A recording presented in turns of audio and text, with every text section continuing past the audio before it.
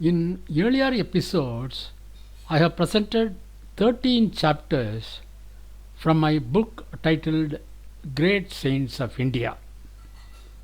This is the 14th chapter of the book dealing with Surdas. Chapter 14, Surdas. Surdas is one of the saints of India who had great influence on the cultural heritage of India. He was a Hindu devotional poet, singer, and a saint who followed the Shuddha Advaita school of philosophy. He was a disciple of Sri Vallabhacharya. Since there are no authentic records on the life of Surdas, his biography comes up as a combination of facts and fiction. It is generally believed that he lived from 1478 to 1583.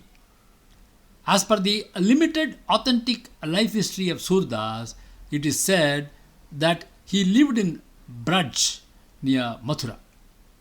He lived during the reign of King Akbar. Surdas was born blind and hence received harsh treatment from his family during his early childhood. One day, when he was hardly 6 years of age, he heard a group of devotional singers passing by his home. Lured by their song, he simply followed them and he left home forever. In the 18th year of his life, Surdas went to Gaughat, a sacred bathing spot on the embankments of Yamuna river. It was here that he came across Sri Vallabhacharya, the great saint savant. Vallabhacharya advised Surdas to sing Bhagavad Leela, the creative play of the Lord, and introduce him to the secrets of contemplative devotion. From this time onwards, Surdas never looked back on the path of spirituality. Even the Mughal Emperor Akbar gave homage to him. The philosophy of Surdas is a reflection of the times. He was very much immersed in the Bhakti movement that was widely prevalent in India at that time. This movement represented the grassroots spiritual empowerment of the masses. The work of Surdas mainly consists of the following three compilations. Number 1, Sur Saravali. This is based on the festival of Holi. The work originally consisted of 100 verses. In this poem, he tried to create a theory of Genesis with Lord Krishna as the creator.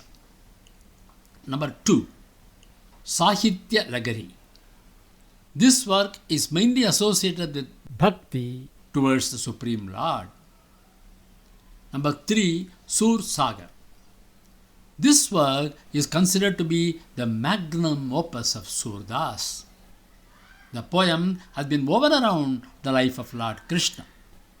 It originally contained 1 lakh poems or songs, out of which only 8,000 have survived the travails of time.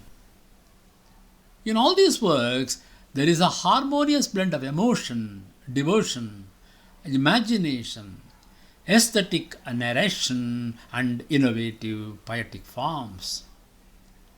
It is interesting to note that his poetry was in the language of Brij Bhasha. This dialect of Hindustani was considered to be a very crude language. At that time, the literary languages were primarily Persian and Sanskrit. His works are credited with raising Brij Bhasha from the status of a vulgate into that of a literary language. His physical impairment was never an obstacle, but the sole reason for his becoming Saint Surdas.